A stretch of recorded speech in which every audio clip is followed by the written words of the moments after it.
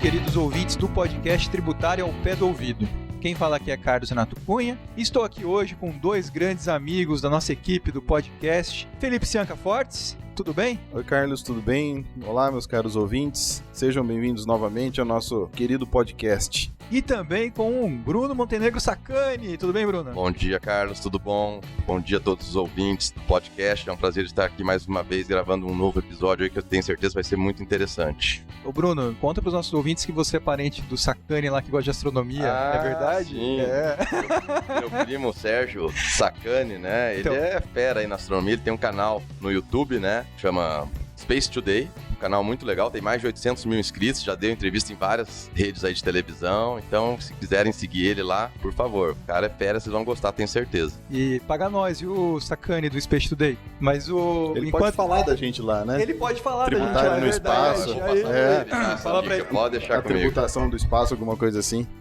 Então, exato, e uma coisa que eu ia brincar aqui, Bruno, é que enquanto o seu primo, ele olha as estrelas e fica pensando na astronomia, você tá aqui também pensando em coisas etéreas do direito tributário, olhando para as loucuras aqui do direito tributário. Com certeza, tem alguma coisa em comum aí. Muito bem. Queridos ouvintes, antes da gente começar, então os recadinhos de sempre. Curtam lá nossa página no Facebook, no LinkedIn. Sigam a gente lá no Twitter, @ouvido, nosso perfil no Instagram, @tributariopéouvido. E mandem e-mails com sugestões, críticas, ideias de pauta para o e-mail contato@tributariopedoouvido.com.br. Também gostaríamos de recordar que esse podcast é realizado com o apoio da Advise, empresa de software jurídico que há 19 anos moderniza a vida dos advogados do Brasil. Então, vamos lá!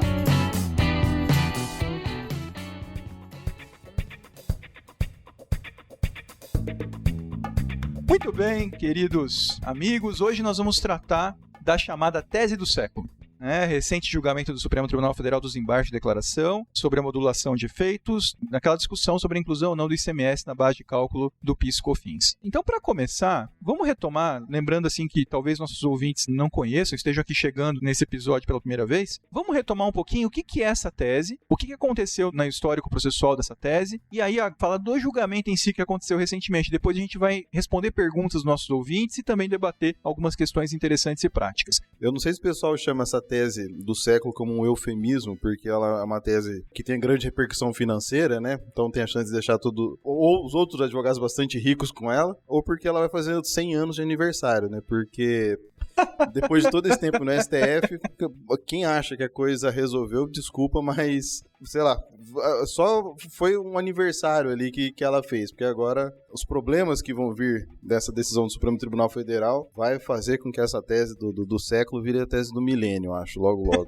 Felipe, eu acho até que chamam de tese do século, porque a gente está tendo tanta derrota no Supremo em termos de matéria tributária, quando você ganha uma tese dessa, vira realmente a tese do século. Aliás, dentro disso, uma coisa interessante, aqui pensando política, tá? Do judiciário, a política judiciária. Será que esse combo de decisões negativas que eles foram dando de 2020 para cá já era para compensar o que eles iam decidir nesse caso? Tipo assim, eles estão fazendo uma compensação? O que vocês acham? Isso aqui é pitaco, gente. Isso aqui é pitaco. Eu não duvido nada, viu? Eu não duvido nada, porque realmente foi muitas questões tributárias resolvidas desde 2017, grande maioria desfavorável para o contribuinte, e de repente vem essa, né? Eu, sinceramente, nunca vi uma modulação ser tão comemorada igual essa. Achei até estranho, né? A gente tá falando de repetição de indébito, teve modulação e tava todo mundo feliz com a modulação. Todo mundo tava esperando uma coisa muito pior, né? É que, como disse a filósofa, né? Quem ganhou, perdeu. Quem perdeu, ganhou. Quem ganhou não sabe se ganhou mesmo. Quem perdeu, acho que às vezes não perdeu. E pior que essa filosofia tá encontrando na prática nesse caso, viu? Porque tem gente que realmente ganhou agora e quer saber o que vai acontecer. Mas vamos lá. Bom, a gente já gravou um episódio sobre isso lá atrás, né? Eu não lembro qual que é o número do episódio. Não, eu também não lembro, mas O Edivaldo que sabe de cor, né? Ele não o vem Edivaldo gravar. sabe, o Edivaldo é nossa enciclopédia.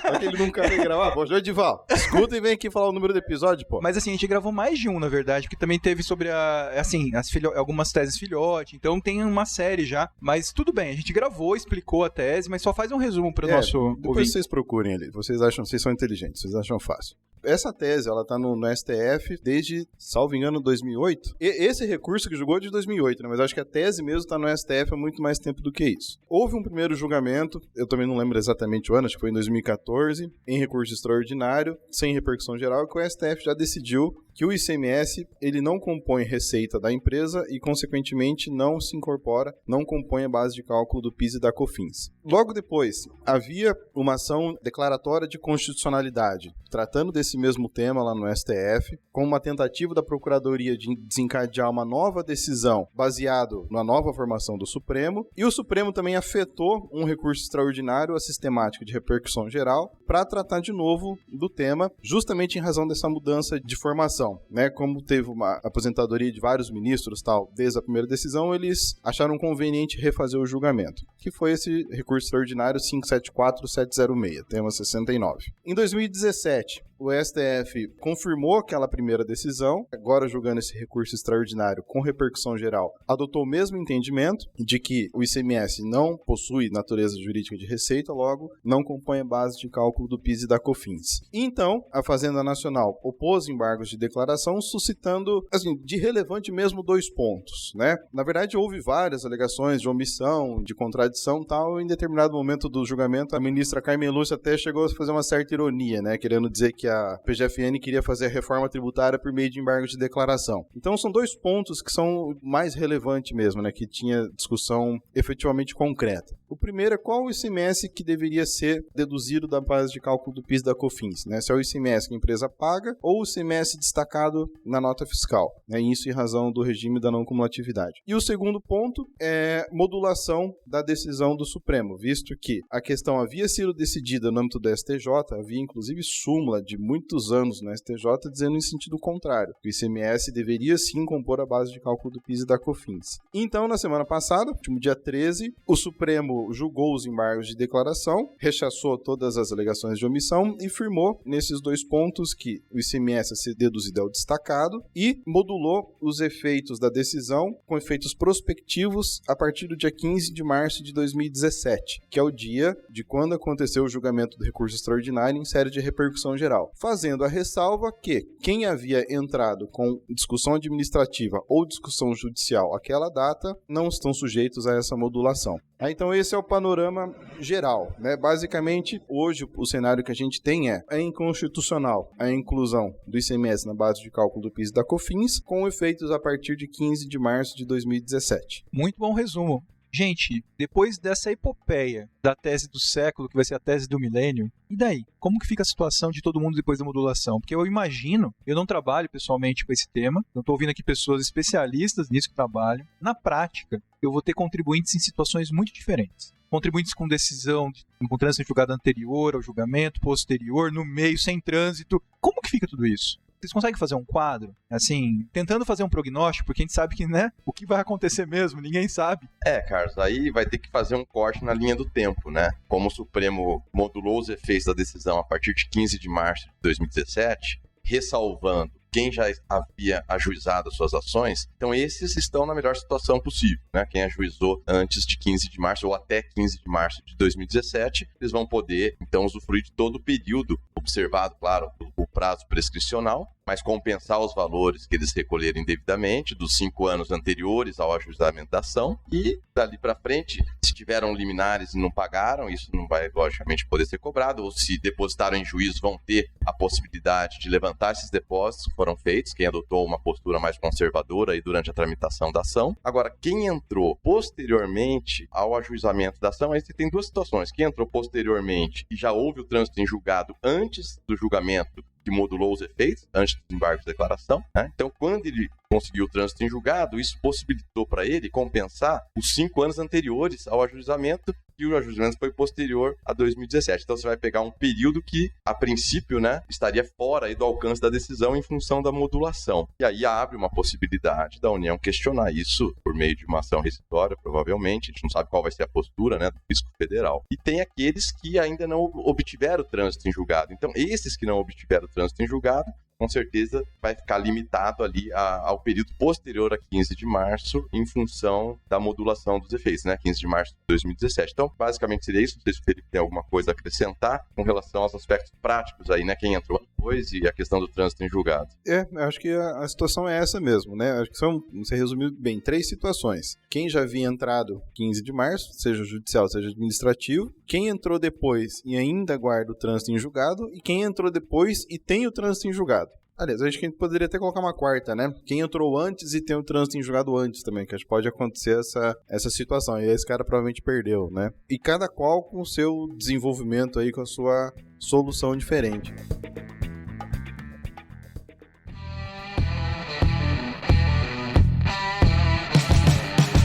Então, assim, vamos retomar para os nossos ouvintes como que está funcionando a questão da impugnação a decisões supostamente inconstitucionais ou decorrentes de uma decisão do STF em ADI, por exemplo, ou em repercussão geral, no atual CPC, né? Eu falo o novo Código Civil ainda.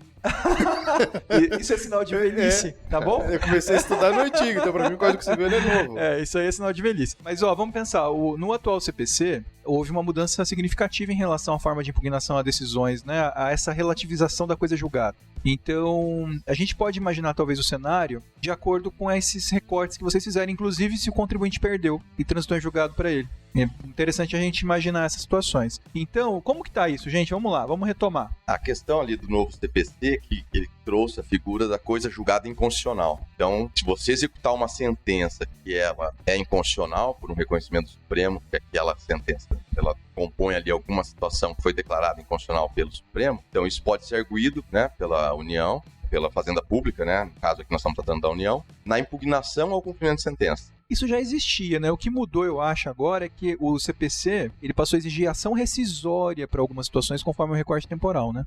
Exatamente. Aí, se a coisa julgada foi antes da decisão do Supremo, aí então ele teria que entrar com uma ação rescisória. Mas se a coisa julgada foi posterior à decisão do Supremo que reconheceu a inconstitucionalidade, aí a Fazenda Pública pode impugnar isso no cumprimento de sentença, alegando a coisa julgada inconstitucional. Essa que seria a diferença. Exatamente. Né, antigamente ia ser legal a qualquer momento. Então foi assim, até do ponto de vista de segurança jurídica, o CPC atual ele trouxe um redesenho. Só que ele trouxe uma coisa nova, que é a possibilidade, tanto pro bem quanto pro mal, nesse caso vai ser pro bem ou pro mal, né? Nesse caso vai ser pro mal, né? Se o cara ganhou, de ação rescisória depois, de forma muito expressa. Porque teve esse debate lá atrás, mas agora de forma expressa na lei, de ação rescisória depois da decisão do Supremo. É como se fosse uma reabertura de prazo. Exatamente. É a única situação que o CPC desloca o início do prazo prescricional da rescisória para outro fato além da coisa julgada, né? Porque teve esse debate lá atrás, né? Olha, tem decisão do STF, né? Erga omnes, eu posso fazer rescisória? Teve debate. Sim. Mas agora tá expresso. Isso é pro bem ou pro mal. E aí a gente pode imaginar a situação em que o contribuinte ganhou e vai estar sob o risco de ação rescisória. E a situação em que o contribuinte perdeu. Sim. E o prazo dele começaria a partir de agora, né? Exatamente. É interessante porque é o seguinte,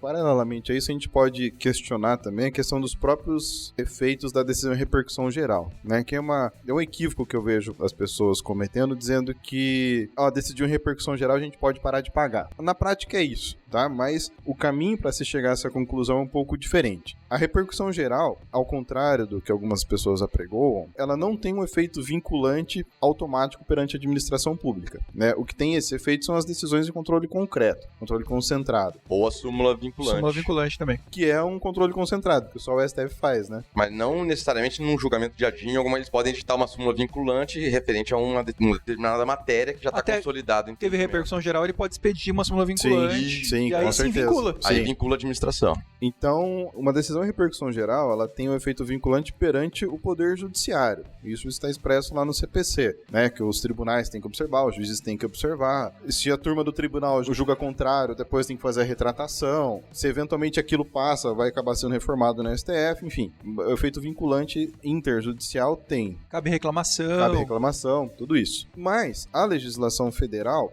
ela prevê, isso exclusivamente no âmbito federal, que, primeiro, a PGFN ela está desobrigada de recorrer e contestar matérias que já foram decididas pelo STF em repercussão geral e que os auditores da Receita Federal, nas decisões, nos pedidos de restituição, nos pedidos de compensação, também precisa seguir essa orientação do STF. Então, a legislação traz um efeito vinculante no âmbito da Receita Federal, né, da Administração Tributária Federal, à repercussão geral decidida no âmbito do STF. Então, aí vem a seguinte situação. Determinada empresa entrou com ação alguns anos atrás, perdeu que tem trânsito em julgado. Agora sobrevém uma decisão do STF, em sentido contrário, sendo que a lei dá efeito vinculante àquela decisão para todos os contribuintes submetidos a ela no âmbito da Receita Federal. E aí, será que prevaleceria sobre a coisa julgada individual? Então, mas aí tem que diferenciar duas coisas, né? Você está falando do exemplo do cara que tem uma decisão transitada em julgado contrária e tem a situação do cara que não fez ação. Sim. já é arriscado, tem caminho tortuoso, mas já tem seus riscos, né? Você fazer, mas vamos dizer, tem uma segurança. Agora, com a decisão transitada e julgada em contrário... Aí é complicado, realmente. A gente vai ter que buscar a desconstituição dessa. E é possível, porque o CPC tem remédio. É possível pelo CPC. Em tese, ele faria rescisória, não teria contestação da PFN. Sim. Porque tá liberado. Sim. Não teria recurso. Não, e outra coisa que me ocorreu agora. Efeito de uma sentença rescindida, ou de uma sentença de uma ação rescisória. Ex-tunc ou ex-nunc? Esse efeito é ex-tunc. Ele retroage. É como se a sentença nunca tivesse existido. Imagina se esse cara entrou com essa ação, por exemplo, em 1990. Aí ele teria jeito de recuperar tudo. Ah, não. Eu entendi. Não, mas não rola. Aí você entra na prescrição, né? Não, porque na verdade o que vai valer daí também, a data do trânsito em julgado vai ser aplicada a repercussão exatamente na data do trânsito em julgado da rescisão. Mas ele já tinha ação lá atrás. Não, tudo bem, mas é como se o julgado fosse agora. O efeito é esse, entendeu? Mas a modulação não é pela data do julgado, a modulação é pela data do ajuizamento da ação. Ah, entendi, é pela data do ajuizamento. Então o cara entrou lá atrás. Entendi. Considerando que a ação... Porque os efeitos da rescisória... Entendi o problema. Não, aí faz sentido, Bruno. Porque os efeitos da rescisória é você rescindir a sentença como se ela nunca tivesse existido, né? E o tribunal, na hora que rescinde, ele pode dar um novo julgamento do mérito. Então ele tá decidindo a lide que foi proposta lá atrás. Verdade. Ele vai decidir novamente aquela... Verdade. Né? Então, se a gente considerar em termos práticos que essas ações foram entradas muito cedo lá atrás, né, na década de 90, a chance de alguém ganhar na loteria com uma ação dessa é grande. É um ponto interessante.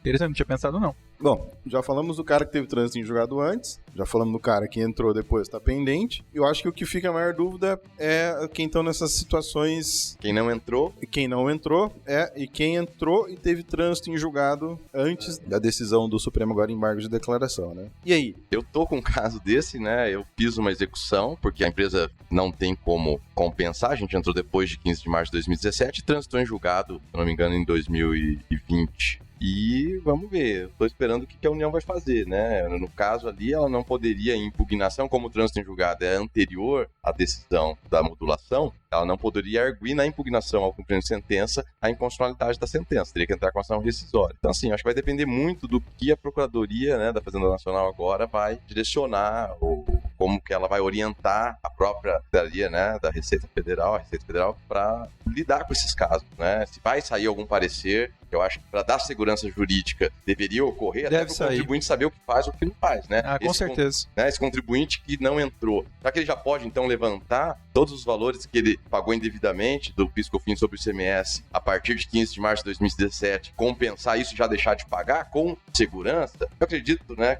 existe a lei, como o Felipe colocou, 10.522, que daria essa possibilidade com uma certa segurança, e ainda que a Receita Federal, de uma forma que aí seria bastante indevida no meu modo de ver, né? Porque estaria confrontando uma decisão em repercussão geral do Supremo. Ela vem a questionar essas compensações ou vem a autuar o contribuinte, e parece que ele teria, logicamente, uma força muito grande para derrubar isso, seja no CARF ou judicialmente, não tenha nem dúvida, né? Porque se já é indevido esse PIS/COFINS sobre o ICMS, ele vai derrubar de qualquer forma. Aí é o risco que o contribuinte está querendo sujeitar. E tem outra, né, que a gente até tinha comentado ali nas nossas conversas. O pagamento a partir de 2017 vai começar a prescrever em 2022. Então ainda dá até para o contribuinte esperar um pouquinho, se tiver um pouco mais de paciência, para não correr nenhum risco, porque até lá provavelmente vai ter uma definição sobre isso. Eu acho que vai ter, porque como é uma questão de muita repercussão econômica, né, e midiática também, eu creio que a União vai expedir atos aí, pelo menos internalizando a interpretação dele. Eu não sei se vai ser... na hora da União jogar toalha, né, falar, perdemos, não tem mais jeito, porque não adianta, né? Isso cria uma insegurança jurídica muito grande, uma afronta até ao próprio Supremo. Não, com certeza.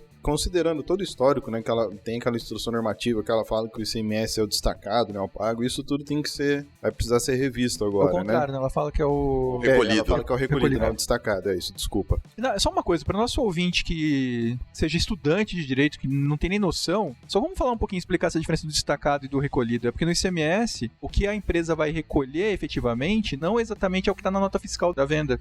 Muitas vezes ela nem tem o que recolher, muitas vezes ela tem crédito, né? Fica com saldo credor Então, se o Supremo tivesse definido que o ICMS seria excluído, seria o recolhido, isso praticamente acabava com a tese para muitas empresas. Né? E essa diferença decorre da não cumulatividade, porque ela vai se creditar do que ela tem de crédito ICMS, então ela paga o saldo. Então por isso que tem essa discussão. Teve, né? Acabou. Ainda bem. Era um grande receio, né, que os contribuintes tinham, de que o Supremo, numa forma ali de diminuir o impacto aos públicos, ele falaria que o ICMS a ser excluído seria o recolhido. Então, ainda bem que nesse ponto foi mantido aí a decisão da Carmen Lúcia já de 2017, onde ela já dizia, né, que era o destacado, embora acho que foram 3 votos pelo recolhido, né, se eu não me engano. Agora eu não me recordo. Eu sei que a modulação foi por 8-3, agora a parte do destaque realmente eu não lembro agora não. Muito bem, eu acho que a gente falou, assim, fez um resumo da tese para nossos ouvintes. Nós tratamos ali de alguns cenários. Nós esgotamos os cenários, pessoal? Acho que a gente pode fazer um resumo, né? Então vamos lá, na primeira situação. A pessoa havia entrado antes de 2017 e tinha um trânsito em julgado desfavorável antes de 2017. Na nossa conversa aqui são 2 as possibilidades. A primeira, entrar com uma ação rescisória, isso está previsto lá na lei. A chance dela reverter aquela sentença com bons efeitos econômicos é grande. Ou a segunda, uma dúvida que ficou aqui entre a gente, que acho que é um pouco menos provável, é ela ter direito automaticamente àquela decisão em razão da lei 10.522. Né? Se for um lado mais conservador, recomendaria entrar com a ação rescisória. Porque assim, para efeitos pragmáticos, pode ser que não dê problema, por várias razões. Por quê? Porque como é repercussão geral, eles não vão discutir administrativamente. Mas é que ela fazer a compensação direta é a mesma coisa da União alegar impugnação a coisa julgada inconstitucional. Sem contar que se ela for fazer agora essa compensação, vamos deixar um pouco de lado a parte do trânsito em julgado, ela estaria sujeita à modulação, né? Então ela poderia fazer repetição de débito dos últimos 5 limitado a março de 2017. Nessa situação, sim, essa parte ela poderia, né? Embora ela tenha uma sentença contra, né? Aí tem essa situação também. Eu acho que se ela parar de recolher sobre o ICMS, né, já fazer a discussão, mas não fizer compensação, não acho que é difícil também o fisco perceber que ela tinha uma ação transitada em julgado, né? Tem tudo isso também, né? É uma informação difícil de usar. Mas é risco, é arriscado. Então, assim, no perfil conservador, o melhor é fazer ação rescisória, né? O mais seguro. Sem dúvida, né? E, aliás, não só mais seguro, porque o Felipe acabou de inventar uma nova tese. Os advogados vão correr desesperadamente atrás de todas as empresas que tiveram decisão julgada improcedente. Vai virar um novo mercado isso daí. É um novo mercado, né? Acabou de jogar na podosfera nacional a tese. Acho que merecia ter comissão em razão disso. Eu desenvolvo a tese, tenho pronto essa tese. Muito bem, o que mais? Esse é o primeiro resumo. O segundo, vai lá. Segundo resumo. A empresa que entrou antes de 2017 e que está pendente hoje de julgamento ainda, que acho que deve ser a grande maioria aí. Essa daí acho que é o cenário mais simples. Quem entrou antes está resguardado. Então, é basicamente esperar o trânsito em julgado. Vai ser aplicado para essa empresa o ICMS destacado na nota, né, sem essa restrição. Sem restrição também repetição de indébito. Provavelmente 5 anos antes do trânsito em julgado, antes do ajuizamento. Né? E se a ação for antes de 2005 ainda, vai ser 10 anos de repetição de indébito. Então, segundo cenário. Terceiro cenário, quem ainda não entrou. Se, seguindo literalmente o que fala a Lei 10.522, artigos 19, 19A e 19B, estaria desonerado. Já poderia, então, deixar de recolher esse ICMS, poderia aproveitar o indébito, observar essa modulação do Supremo, mas, né, com a ressalva que a gente fez aqui, que... Há riscos, né? Há riscos, que a gente não sabe ainda como é que a Fazenda vai se portar diante da relevância da matéria. O contribuinte bem conservador, o ideal seria ele fazer ação. O bem conservador, se ele for muito conservador. Nos outros temas que a gente viu que teve uma inconstitucionalidade mais recente, né, então... contribuição previdenciária sobre o salário maternidade. A Fazenda reconheceu rápido, né? Então, assim, esse do salário maternidade, a Receita ajustou o E-Social, não tinha nem transitado em julgada a sentença ainda, mas ela já não vinha mais exigindo. Mas nesse caso específico, né, considerando a relevância da matéria, como a gente disse, pela lei está desonerado, mas a gente também não culpa quem resolver adotar uma posição mais conservadora e esperar um pouco nesse momento. Mas também essa questão da dúvida, ainda que pontual e pequena, ela só vai existir até que haja uma regulamentação interna, que pode sair logo, e aí acabou a dúvida.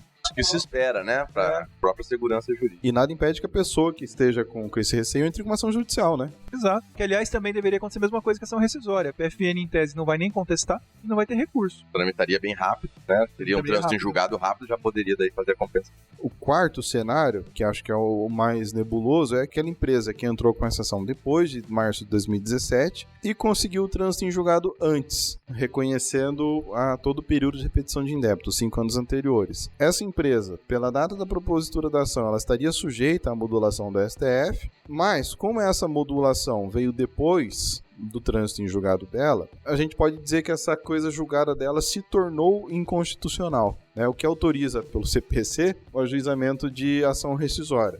Então, a gente não sabe ainda como que a Receita vai se portar, se ela vai tentar encurtar o caminho, né? Simplesmente ignorar esse trânsito em julgado, ou se vai entrar com essa rescisória. Não sabemos se ela tem controle dessas pessoas, agora em um lado mais pragmático, né? Se ela sabe quem está nessa situação. Ela vai saber no momento que a pessoa habilitar o crédito para compensar, né? Tem uma coisa interessante, é uma situação mais rara, mas se for uma pequena empresa que ajuizou no Juizado Especial Federal, não cabe rescisório.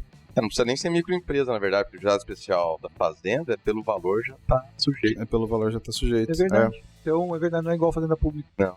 Então, nesse caso aí, também não cabe rescisório. Então, tem essa situação que está meio nebulosa, né? Na minha opinião, nesse caso, a Fazenda ela teria que entrar com ação rescisória, tá? Se ela, de alguma forma, simplesmente ignorar esse trânsito em julgado, acho que isso é altamente discutível. E acho que tem um quinto cenário que a gente não colocou, porque eu acho que ele é muito improvável. Eu acho que ele acontece mais por um defeito processual do que por questão de mérito mesmo. Que é quem entrou depois de 2017 tem um trânsito em julgado contrário, que perdeu a ação, né? Eu acho que isso é muito improvável de acontecer, né? Mas nesse caso, também a coisa julgada dele se tornou inconstitucional e essa pessoa também acredito que teria que entrar com ação rescisória. Então, embora, que nem eu falei, acho que é muito improvável que isso tenha acontecido, embora, né, pela sistemática do processo ali possa acontecer. É uma perda de prazo.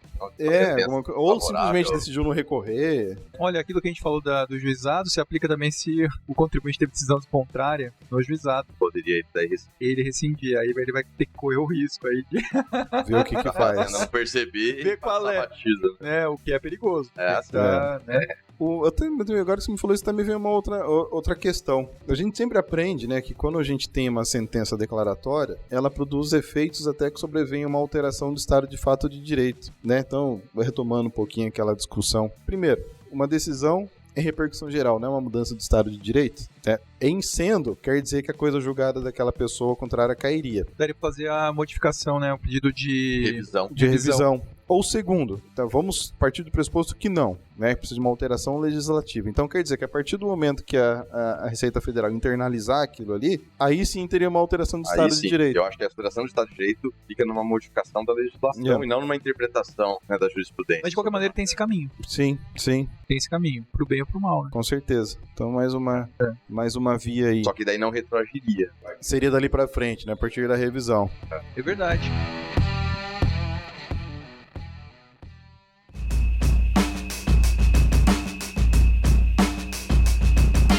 Bem, querido ouvinte, agora vamos fazer uma explicação prévia. Nós, no dia da gravação ao vivo, tivemos um problema com a gravação na parte final, em que a gente respondia algumas perguntas dos ouvintes. Então a gente está gravando agora, tá? Em outro momento e de forma online. Então, se vocês tiverem uma diferença de som, é para que vocês compreendam. E também teve mais um assunto importante, é porque depois da nossa gravação, né, saiu um parecer da Procuradoria da Fazenda Nacional sobre o tema, né, esclarecendo vários dos pontos que a gente debateu aqui no episódio. Então a gente vai aproveitar também para fazer esse adendo aqui complementar para vocês. Então vamos lá. Quer começar então lendo as perguntas e vamos debatendo? Vamos lá. A primeira pergunta que mandaram aqui pra gente foi: empresas comerciais optantes pelo Simples Nacional, com faturamento acima de 3.600.000, podem excluir o ICMS destacado nas notas fiscais para fins de identificação do faturamento a ser tributado no regime do Simples Nacional? Aqui acho que vale uma breve explicação, né, para quem não tem familiaridade com o Simples Nacional. O Simples Nacional, para que a pessoa jurídica possa optar, né, a pequena ou microempresa possa optar por esse regime, o faturamento dela, né, a receita bruta dela deve ser no máximo R$4.800.000. E aí nesse regime engloba toda a tributação federal, né, imposto de renda, contribuição social, PIS, COFINS, contribuição previdenciária e, a depender da atividade econômica dela, o IPI, o ICMS e o ISS. Especificamente na parte do ICMS tem uma particularidade, que esse limite do Simples Nacional, ele é limitado a R$3.600.000. Então, se a empresa comercial faturar, por exemplo, 4 milhões, ela vai ficar no Simples para fins da tributação federal, mais a tributação estadual vai ser pelo ICMS normal. Aí que entra essa pergunta, né? Então, eu tenho uma empresa que está no Simples Nacional, ou seja, fatura algo em torno de 3 milhões e 600 mil e 4 milhões e 800 mil, mas apesar disso recolhe o ICMS no regime normal, né? E via de consequência, esse ICMS é embutido no preço da mercadoria no momento da venda e desencadeia toda aquela mesma questão que o STF julgou no tema 69, né? Pergunta é nesse sentido, esse ICMS pode ser excluído da base de cálculo do Simples, né? O que muda o que não é o PIS e a COFINS aqui, na base de cálculo do Simples. É, também mas incide sobre receita bruta / faturamento. A rácio seria a mesma, né, em tese. Se você pegar a rácio lá da decisão do Supremo, em tese, seria a mesma. O problema é o seguinte, é que seria para um investidor bastante ousado pegar a rácio da decisão do Supremo, da exclusão do ICMS da base de cálculo do PIS/COFINS e aplicar corajosamente sozinho para o Simples Nacional. Porque temos que concordar que a rácio é muito semelhante, mas nesse caso aqui, nós não sabemos como que vai se comportar o judiciário. Talvez ele faça um distinguish. O Supremo Tribunal Federal, né? O grande problema é o Supremo Tribunal Federal. Não dá para saber. Não dá para saber. Então, nós tivemos aquele caso que a gente gravou um episódio. Aliás, o Felipe fez uma ótima síntese do Simples Nacional, mas a gente teve um episódio, né, Felipe? Um episódio ótimo, que a gente conversou com o Silas Santiago, que foi secretário executivo. Sim. Então, quem tiver afim, procura lá no nosso feed. Mas assim, nós tivemos também um episódio recente sobre o distinguishing que o Supremo fez da mesma tese sobre o tema da inclusão do ICMS na base de cálculo da CPRB, da Contribuição Previdenciária sobre a Receita Bruta. E o Supremo falou que não se aplicava a rácio, por algumas situações de distinção. Uma delas é porque a CPRB seria um benefício fiscal. E aí, né, a chance disso acontecer no Simples Nacional também existe, para não dizer que são grandes. No caso da exclusão da CPRB, o STF conseguiu fazer todo o julgamento sem mencionar se o ICMS seria receita ou não, né? Eles foram totalmente por um outro viés, justamente para configurar esse distinguish, né? Colocando que, olha, a CPRB é um benefício fiscal, né?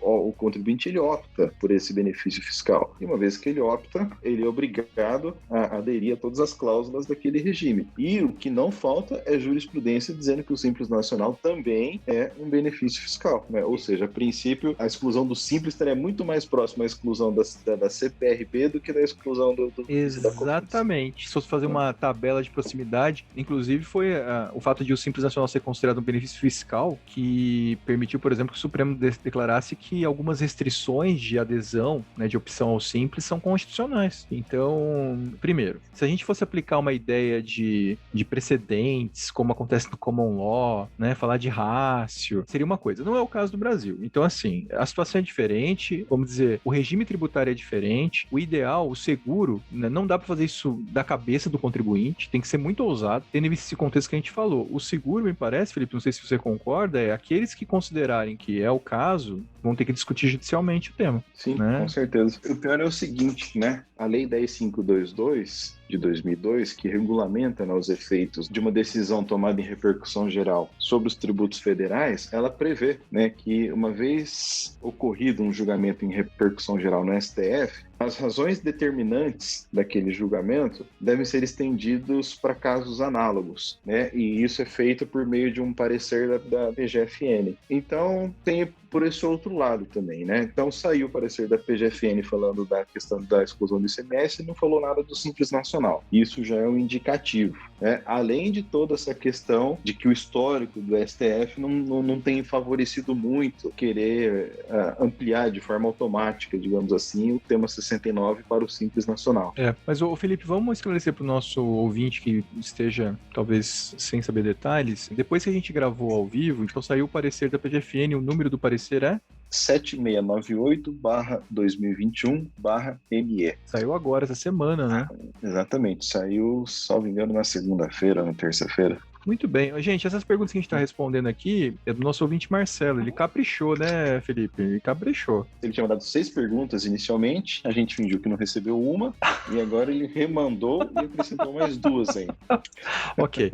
Vamos lá, então. Próxima pergunta, vamos lá. É mais difícil entender a pergunta do que a resposta. Ele faz o seguinte: nas operações interestaduais destinadas a consumidor final, o ICMS destacado na nota fiscal é inferior ao ICMS debitado na operação. Isso por conta da emenda constitucional número 85. Considerando que nessas operações o ICMS debitado integra o valor faturado, considerando que o ICMS destacado na nota fiscal é inferior ao ICMS debitado e considerando que o STF decidiu originalmente que o ICMS não compõe o conceito constitucional de faturamento, é certo que o STF, ao decidir agora que a exclusão se resume ao ICMS destacado, nas operações interestaduais destinadas a consumidor final, apenas o ICMS destacado poderá ser excluído do faturamento? A pergunta é longa, mas a questão é o seguinte. Vou dar um exemplo aqui do Paraná. Desde que houve aquela confusão da Guerra dos Portos, o Senado Federal ele editou uma resolução dizendo que a alíquota do ICMS nas operações interestaduais com produtos importados é 4%. Então a gente tem aquela alíquota de 7%, que é quando vai o produto da região sul-sudeste para o norte, 12% quando é o contrário, quando o produto vem das outras regiões do Brasil nas operações interestaduais para o sul, para o sudeste, e a alíquota 4% que vale para todo o território nacional em se tratando de produto importado. Então esse é o primeiro dado para a gente responder essa questão. Na hora que há uma operação interestadual com mercadoria importada, vai destacado na nota fiscal 4%. Só que grande parte dos estados exige que no momento que essa mercadoria entra no seu território, seja pago antecipadamente o diferencial de alíquota do ICMS. O que é o diferencial? É a diferença entre a alíquota interna do estado destinatário daquela mercadoria e a alíquota cabível na operação interestadual. Então, se, por exemplo, está vindo aqui do Paraná para São Paulo, em São Paulo é 12% aquela mercadoria, vai recolher 4% na nota fiscal para o Paraná e numa guia separada vai recolher 8% para São Paulo para que aquele produto possa entrar em São Paulo. É aí que entra o problema que o Marcelo colocou aqui. Esse 8% que vai para São Paulo não é destacado na nota fiscal. Ali no campo, observações complementares embaixo, consta ali, olha, ICMS recolhido, o diferencial de alíquota São Paulo, decreto número tal, 8% corresponde a X reais. Vai a informação ali embaixo, mas não vai destacado na nota fiscal. Então, ou seja, nessas operações, algumas operações em específico, o ICMS destacado é menor que o ICMS pago, que é a situação inversa do que decidiu o STF, que o STF decidiu que tem que ser o valor destacado na nota fiscal, que via de regra é maior que o ICMS pago em razão do princípio da não cumulatividade. O contribuinte de ICMS ele não vai pagar aquele ICMS destacado na nota porque é feito um encontro de débito e crédito, ele vai pagar a diferença. Então, via de regra, o ICMS pago é menor do que o destacado. Mas nessa operação específica, ao contrário, o ICMS destacado é menor do que o pago, embora os dois componham a carga tributária daquela operação, a somatória dos dois. E ele quer saber, então, e aí? A decisão do STF se aplica nessa operação ou não? Dessa carga tributária, o que poderia ser excluído, de acordo com a decisão do STF? É uma questão de contextualização. Quando o STF ele fez essa análise do ICMS pago ou do ICMS destacado, ele fez na perspectiva da não cumulatividade. Foi naquele seguinte ponto, olha, o que é faturado? O que a empresa acaba faturando? O que entra no valor da operação? Qual o ICMS? O ICMS pago, efetivamente, foi afastado, o STF rejeitou essa tese, porque a questão valor de pagamento, ela decorre da metodologia de apuração do ICMS em razão da não cumulatividade. Então, quando o STF falou assim, não, tem que ser o destacado, ele fez uma análise voltada para a questão da carga tributária, Então, olha, no cálculo, no preço da minha mercadoria, que é feito o cálculo por dentro, que é embutido o ICMS que representa essa repercussão econômica é aquele que está destacado na nota fiscal, é aquele que foi destacado que incorpora o preço da mercadoria, que por sua vez acaba compondo escrituralmente a receita bruta do faturamento. E aqui eu acho que a questão é a mesma, Embora tenha essa decomposição do ICMS, esses dois ICMS são calculados exatamente da mesma forma, eles vão embutidos no preço da mercadoria. A única coisa que, por uma questão de sistematização, de quando foi fazer o layout da nota fiscal, não colocou ali o campo do ICMS diferencial de alíquota, só do ICMS principal, Mas é o mesmo ICMS que ele só é repartido entre dois estados. A carga tributária é aquela, representada pela alíquota interestadual menos o DIFAL. Então, eu acredito que nesse caso, a decisão da STF se aplica sim, É extremamente difícil operacionalizar isso daqui, porque cada nota fiscal de venda vai acabar tendo uma guia de recolhimento do DIFAL. Então, é muito difícil fazer essa operacionalização, é difícil mostrar essa conta, mas o ICMS a ser deduzido da base de cálculo do PIS da COFINS, na minha opinião, é o que representa a carga tributária total. Muito bem, você falou, eu assino embaixo.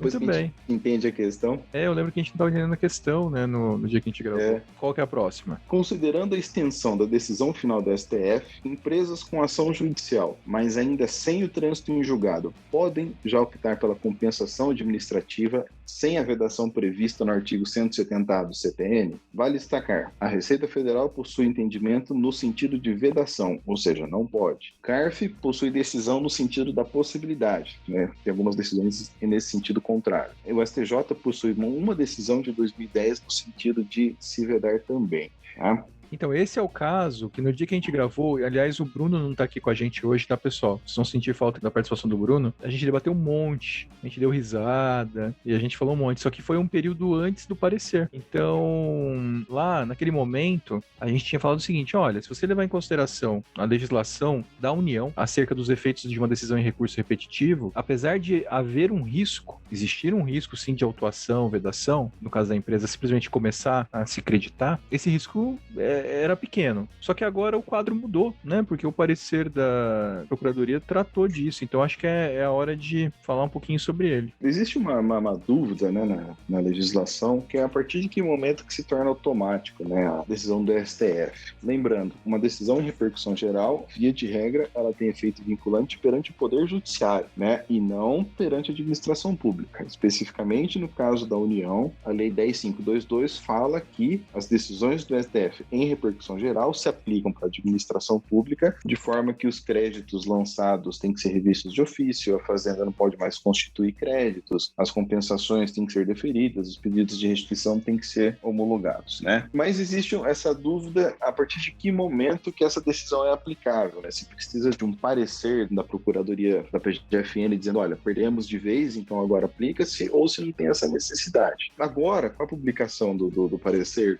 específico da exclusão do ICMS, essa questão já está resolvida, né? Então o tema 69 ele já se tornou vinculante perante a administração pública, né? Eu entendo que esse parecer não é necessário, né? Pela leitura ali dos artigos 19A você consegue chegar a essa conclusão, mas enfim, na minha opinião agora não é muito relevante, então, porque já temos o parecer. E lá naquele dia a gente debateu porque eu tenho sinceras dúvidas sobre isso. E aí, né, no sentido mais conservador, falar, para ser mais conservador precisa ter um ato. Esse ato pode ser o parecer, pode ser uma instrução, sei lá, uma resolução, seja o que fosse. E aí também perdeu o sentido do debate, porque poucos dias depois saiu o parecer. Que bom.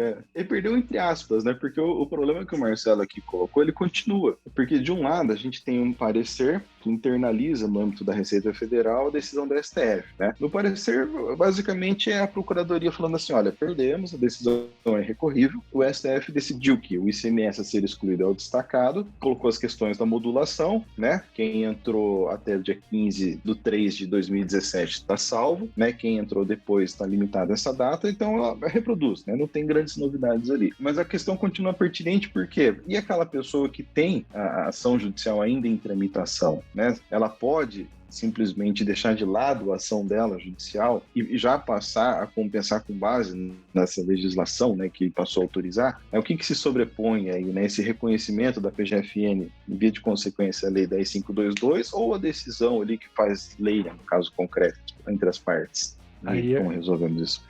Aí é a hora que buga, né? Não resolveu ainda tudo, né? Porque daí o cara que tá com a ação, e aí? Ele pode desistir? Eu acredito, sem dúvida, né? Como qualquer ação, é um direito disponível dele, né? Pode. Ele deve desistir?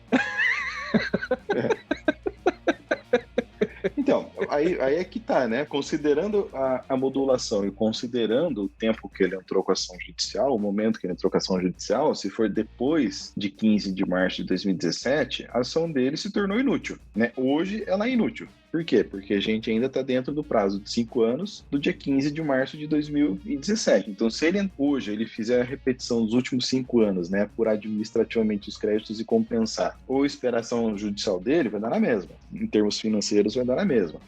Daqui a alguns anos, essa situação já vai mudar, né? Mas, na minha opinião, né, tô respondendo de uma forma mais concreta aqui, eu não vejo problema de fazer essa compensação justamente porque a lei autoriza, né? Então, embora ele tenha uma ação judicial, ainda que ele tenha uma liminar, você justifica essa compensação com base na legislação, né? Porque você tem, vamos dizer assim, duas normas, né, te garantindo o mesmo direito. Uma instituído pela lei, de forma geral e abstrata, e outra garantida pela ação judicial de forma individual e concreta. Né? Você tem duas normas, então se você tem uma acaba sendo excludente da outra, digamos assim, eu não vejo que hoje o artigo 170A seja óbice para fazer compensação de débito retroativo da exclusão de semestre abaixo de cálculo do PIS da COFINS. Eu achava problemático, Felipe, antes do parecer, antes de ter a segurança interna. Lembra que a gente debateu um monte isso, eu falei, olha, queira ou não queira, é um risco considerável, mas agora, né, eu acho que tá mais, vamos dizer, tá mais firme aí pro contribuinte trilhar esse caminho, né? Embora a gente tenha instrução normativa lá do PIS e da COFINS ainda, né?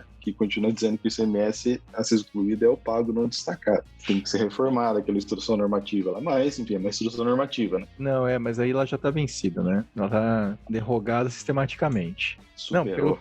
Tá superada. Pela decisão do Supremo interpretada pelo parecer, com base na legislação federal. Então eu acho que, muito bem. O que mais que nós temos? Essa aqui é fácil, daqui pra gente dar uma respirada.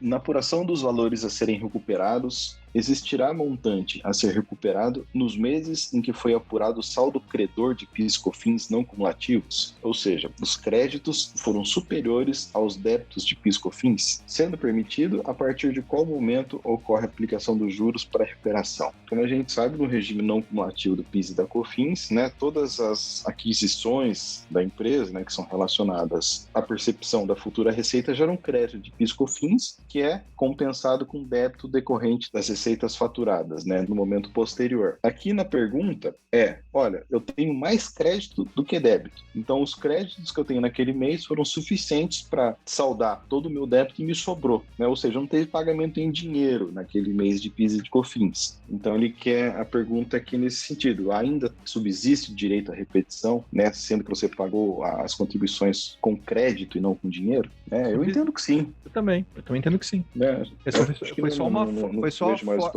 Foi só a forma de extinção. O débito é exatamente aquele, né? Não sofre alteração, apuração, o débito. A única coisa que mudou é a forma de pagamento. Exato, e vai contar dali. Então não tem, né, do momento da compensação, não vejo muito problema não.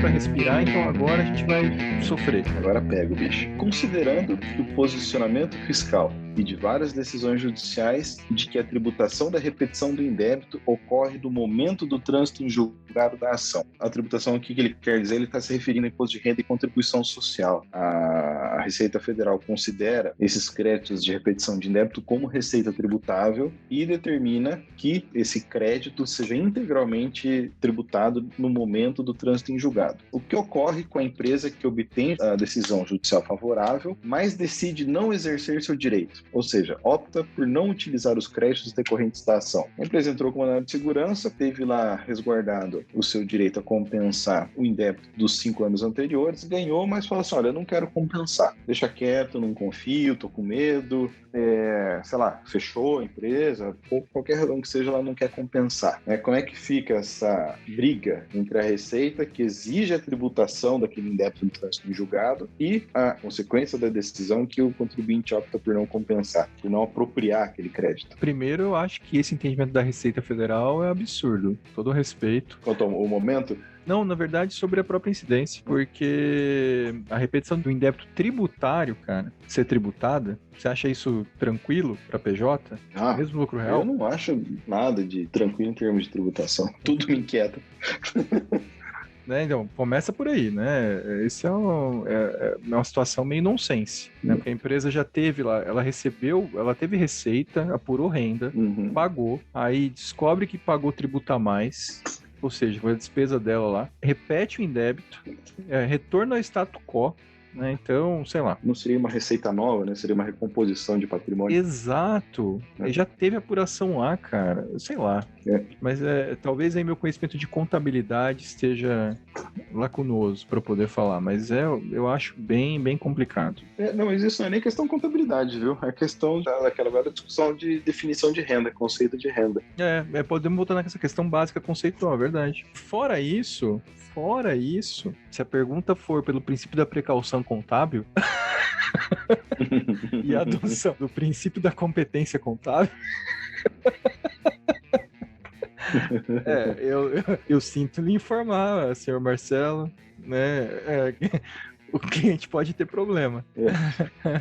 Vamos partir do pressuposto que, beleza, né, que pode haver essa tributação, né, que pode ser passivo de incidência do imposto de renda da contribuição social. Acho que a gente tem que voltar lá no CTN, né, que ele fala que a incidência tributária ocorre com a disponibilidade jurídica ou econômica, né? É por isso que a Fazenda Nacional, né, essa exigência aqui, salvo engano, veio por meio de um parecer normativo. É por isso que ela exige a partir do momento do trânsito em julgado, porque ela entende que, naquele momento, a empresa passa a ter disponibilidade jurídica sobre aquele crédito, então já pode ser tributado. Se ela opta por compensar, por restituir efetivamente ou não, aí é problema dela. Mas ela tem o direito sobre aquilo. Se ela não efetiva, ela dispôs do direito, mas ela tem o direito, né? É a mesma coisa, olha, eu recebo meu salário, mas eu vou doar para uma instituição. Isso não me desonera do imposto de renda, porque eu tive o direito à tributação. Um ponto que tem uma discussão aqui é que, além disso vir por meio de um parecer da Receita Federal ou algo do tipo, se eu não me engano, esse parecer é coisa assim de 1976, 1980, é uma coisa muito antiga e mudou a sistemática de compensação depois desse parecer. Tá? De qualquer forma, ele é anterior à Lei 9.430. E a Lei 9.430 hoje trouxe aquela questão da obrigatoriedade de habilitação do crédito. Então, se você tem o trânsito em julgado, por si só você não consegue usar aquele crédito, porque tem que passar pela habilitação prévia da Receita Federal para, a partir daí, você poder começar a compensar, né? Então, você consegue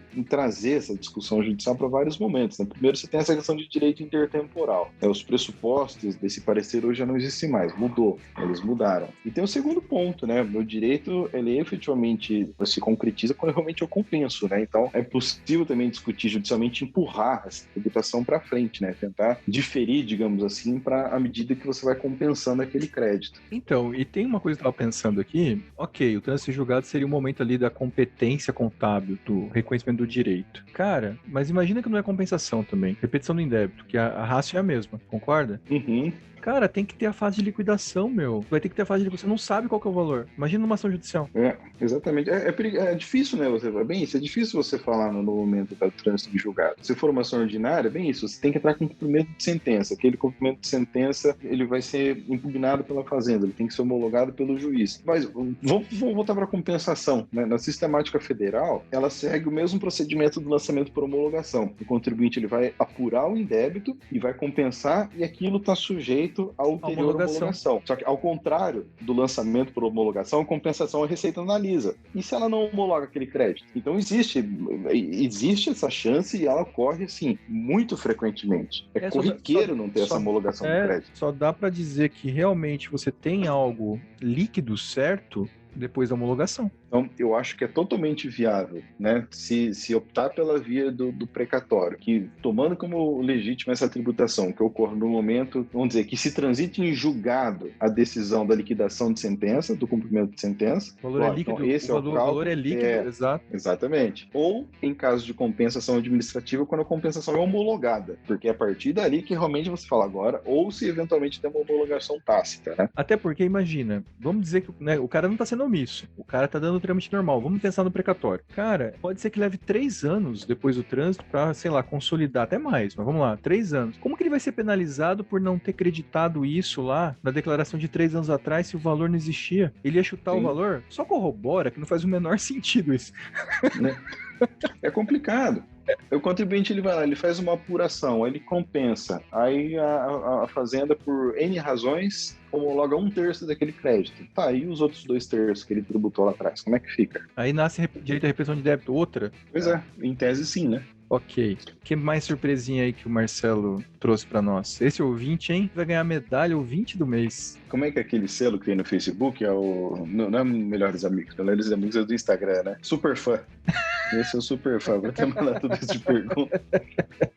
Vamos lá, ele já faz um juízo de valor aqui. Na improvável hipótese da autoridade fiscal entender que na apuração do PIS e COFINS, em relação ao passado, os créditos da aquisição dos insumos deverão ser representados pelo valor da aquisição excluído do ICMS destacado, as empresas que sequer ingressaram com ação judicial, por opção ou por impedimento, podem ser submetidas à autuação por recolhimento a menor de PIS e COFINS. Posso fazer um parênteses? Primeiro, Claro. assim, eu vou brincar com o começo da questão dele. Improvável pra quem, cara pálida? Pronto. Agora a gente pode... Eu não acho que é improvável não, porque essa discussão já está bastante presente, né? Porque sempre que a gente fala dessa questão da exclusão do semestre, a gente está falando em relação ao débito da empresa, né? As vendas que ela faz. Mas aqui é o contrário, né? No regime não cumulativo é em relação ao crédito. Então vamos supor, eu tenho as minhas vendas, né? Eu entrei com a ação, ou agora não precisa mais, fiz a exclusão de semestre e vendi para o Carlos. Ou seja, o Carlos comprou de mim com esse PIS/COFINS reduzido, né? Qual é o crédito que ele pode tomar? Do valor total da nota ou tem que excluir, né, dessa aquisição o ICMS para ele apurar o crédito de PIS/COFINS? É isso que ele está perguntando aqui, né? E aí, como é que ficamos em relação a isso? O que que você acha? Eu sei que você tem opinião, porque eu já ouvi no sábado. Eu tô viajando no tempo. Isso. Eu tô viajando no tempo, entendeu? Eu tô tendo um déjà vu. Ó, eu acho, né? Dizem quem acha não sabe, mas vamos lá. O pressuposto, né, a base do crédito de PIS e de COFINS é diferente da base de crédito do IPI e do ICMS.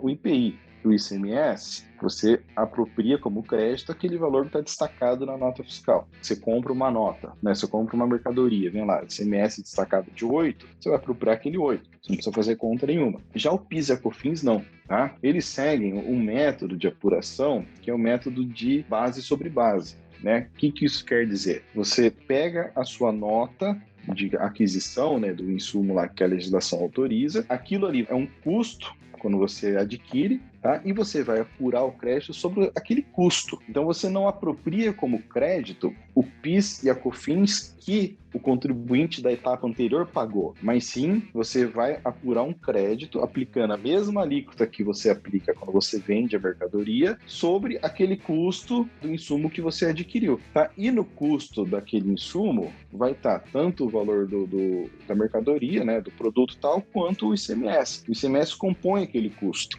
Então, ainda que ele tenha sido excluído para fins de base de cálculo do PIS e da COFINS do contribuinte anterior, o custo da mercadoria para você é o mesmo. Então, você vai aplicar o crédito de PIS e a COFINS vai ser apurado sobre o valor total da nota fiscal, do jeito que vier, independentemente do que fez o contribuinte anterior. Perfeito.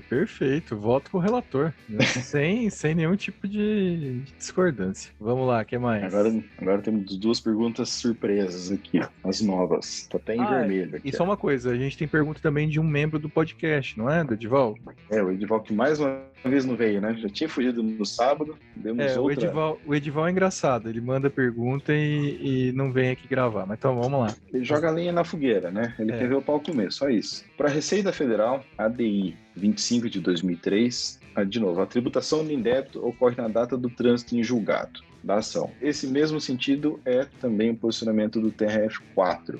Visto que, nesse momento, ocorre a disponibilidade jurídica do crédito. Olha, eu tinha antecipado na questão anterior. Sendo assim, a tributação não ocorre na data da habilitação do crédito junto à Receita Federal, nem mesmo no momento da transmissão das declarações ou da sua homologação. Isso partindo do pressuposto ou que a Receita Federal normatizou, né? Diante da decisão do STF e considerando a própria modulação dos efeitos, para os contribuintes que não ingressaram com a ação judicial, qual a data deverá ser considerada para oferecimento da tributação dos valores pagos indevidamente? Olha que interessante. Ótima pergunta, né? Se quem tem ação judicial considera um trânsito em julgado e para quem não tem? Bom, isso só corrobora o absurdo da situação da tributação, mas tudo bem. A discrepância que se gera, né?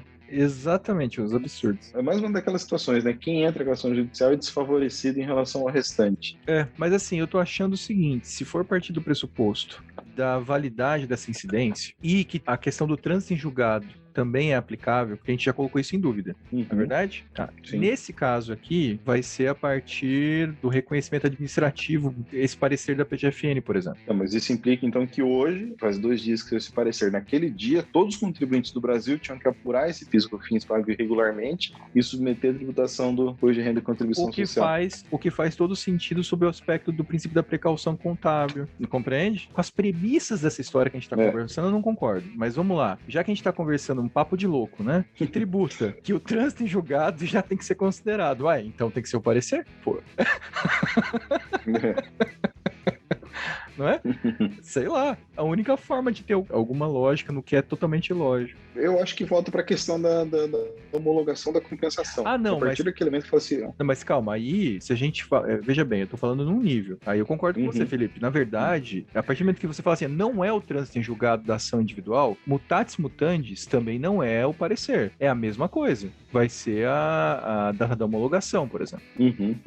Compreende? Tá todo mundo junto. A questão é, se é válido essa situação que me parece completamente nonsense de ser o trânsito em julgado, depois de ser nonsense a tributação, então teria que ser o parecer. Foi o momento em que foi reconhecido pelo Estado o direito ilíquido do contribuinte.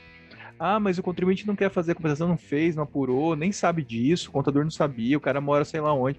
Não importa. Isso agora, a ninguém é dado alegar desconhecimento da lei, né? Lei em sentido amplo. Então, mas eu concordo com você, só para esclarecer, tá? Eu também acho que não faz sentido ser isso. Eu só tô pensando com uma cabeça meio... É que engraçado, eu tô olhando esse ato declaratório, número 25, ele fala aqui, por exemplo, no caso de reconhecimento das receitas pelo regime de caixa, o débito e os juros passam a ser a receita tributável no momento do pagamento do precatório. Então, ou seja, ele trouxe essa possibilidade que a gente está falando, né, de tributar posteriormente, né, no precatório, se for fazer por analogia do momento da homologação da compensação, mais para o regime de caixa. Naquele momento, haveria o ingresso, né, do dinheiro na economia da empresa. Agora, quando é regime de competência, entra o que você falou. Então, assim, a rigor, a partir de segunda-feira, aí todo mundo já pode estar sujeito a uma autuação da Receita Federal por não tributar o indébito a que tem direito. Nossa, mas como que eu vou fazer isso? Eu não sei fazer isso. Ah, se vira, cara. Gente, eu não concordo com isso. Sei, tá? É aquele meme, né? Eu sei que você deve, eu sei o quanto que você deve, mas você que vai ter que ir lá declarar pra mim. Senão você vai preso por sonegação. Não, mas esse é o nonsense do sistema tributário brasileiro. É completamente nonsense. Cara, insegurança jurídica completa. Isso é o... Olha, você ser obrigado a tributar um negócio líquido... veja bem, na pergunta anterior, não tem a dúvida de quanto que você vai ter que calcular se você não tem que calcular lá o descontar os créditos sobre os insumos? Você recorda que a gente acabou de fazer isso? Se eu nem sei se isso vai ser aplicável ou não, como que eu vou tributar na minha contabilidade? Como? Cara, não faz sentido. Não. E vou levar multa de 75%. Cara, não.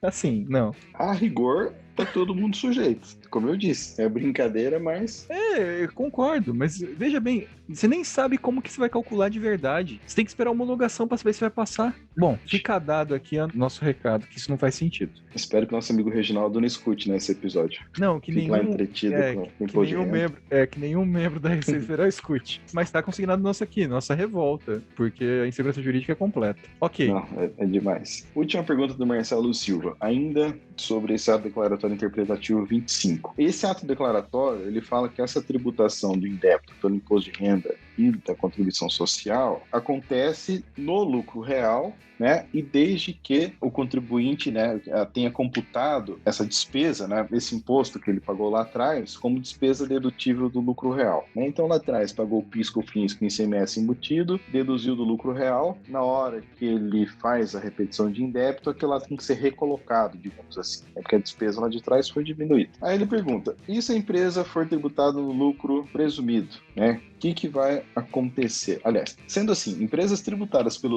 lucro presumido, na oportunidade dos pagamentos indevidos, não devem oferecer este valor à tributação, imposto de renda e contribuição social, agora, independentemente do regime tributário atual. Ou seja, lá atrás deduziu como despesa, mudou de regime e apurou agora esse indébito, né? Se tem que ser tributado ou não. E ainda ele pergunta, no caso, os juros desses pagamentos indevidos não devem seguir o principal e não não se submeterem ao imposto de renda e contribuição social, né? Porque aqui também esse ato declaratório interpretativo ele faz a ressalva, né? Ele fala lá, os juros incidentes sobre débito tributário recuperado é receita nova e sobre ele incidem imposto de renda, contribuição social, COFINS e PIS. Então, basicamente isso. Olha, eu estava no lucro real lá atrás, deduzi o PIS, COFINS que eu paguei como despesa e agora estou no lucro presumido. O que eu faço? O que eu faço?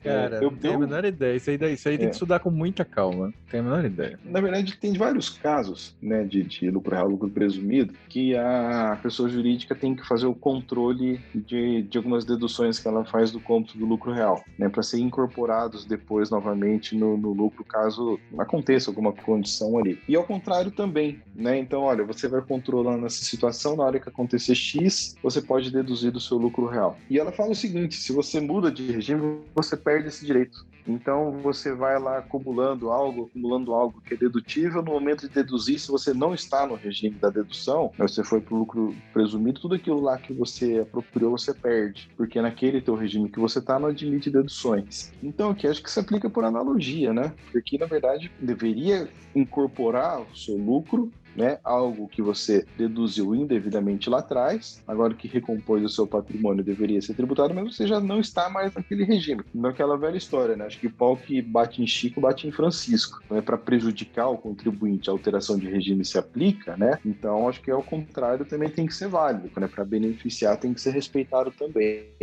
Mas tem chance de entender que tem que somar a receita. Com certeza. Então... A Receita Federal com certeza vai atrás. Então é só assim, é defensável. É o nosso ouvinte Marcelo, mas tem que ter fé e coragem. Tem que ter fé e coragem. E aqui na questão dos juros, o ADI, né, o ato declaratório, ele prevê lá que não tem incidência de PIS e COFINS sobre o tributo pago indevidamente, mas tem sobre os juros que é a receita nova, tá? Só que lembrando, esse ato declaratório interpretativo é de 2003, né? Teve bastante alteração recente na legislação do PIS e da COFINS, e no regime cumulativo está bem assentado que as contribuições incidem sobre o faturamento, né? Sobre o resultado da empresa, da atividade principal da empresa. Então, ainda que tenha esse ato interpretativo, esses juros não são tributados pelo PIS e pela COFINS no regime cumulativo, porque não são faturamento. Agora, no regime não cumulativo, sim, porque lá são todas as receitas, né? Aliás, isso se você partir do pressuposto... Bom, se bem que mesmo tendo natureza indenizatória, seria passivo dessa tributação, né? Você discute a incidência, na verdade, do imposto de renda e da contribuição social, caso seja indenizatório.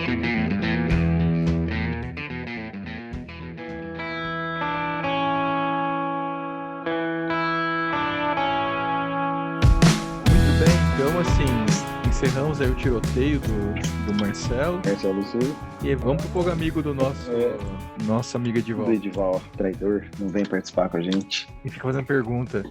Fazendo pergunta ainda. Foi isso o tempo, né? Ele só aparecia na filmagem, dava uns flashes sem camiseta lá. O máximo que a gente ia aguentar era o Edival sem camiseta na gravação. Agora... não me lembra disso, cara.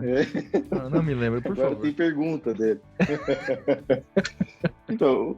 O Edival aí no nosso grupo de WhatsApp da Discord, né, ele citou o seguinte: sempre que a gente está falando de PIS/COFINS, a gente está falando da questão do indébito do contribuinte, né? O contribuinte pagou, agora que ele quer rever. Mas na situação de ser ao contrário, na verdade, o contribuinte ele deve PIS/COFINS, né? Então, ele tem lá débito declarado e não pago de PIS/COFINS, com ICMS embutido, tem auto de infração lavrado contra ele, pendente de pagamento com ICMS embutido, e aí, como é que fica? E, principalmente, esses débitos estão com discussão administrativa e ou judicial, se pode ser exigido ou não, né?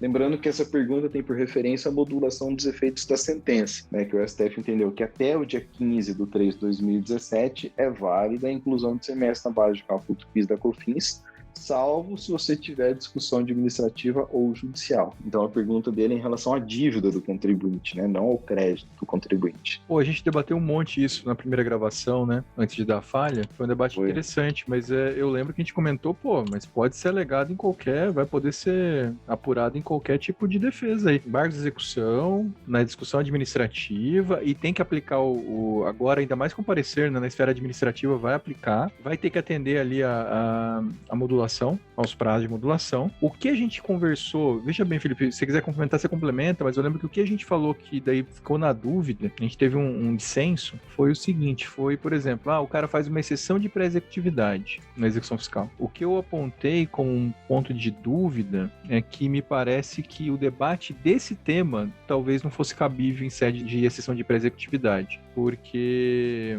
em tese demandaria uma liquidação prova do valor do crédito, então ele exigiria um contraditório que não se enquadraria com o rito, né? O que se reconhece como os limites da exceção. Mas eu lembro que você discordou, né? Pode colocar aí, né, a sua opinião também, mas em tese foi isso. Eu não vejo problema nesse debate o contribuinte usando isso como defesa. Não sei se é esse o espírito da pergunta do Edival, mas me parece que é essencial.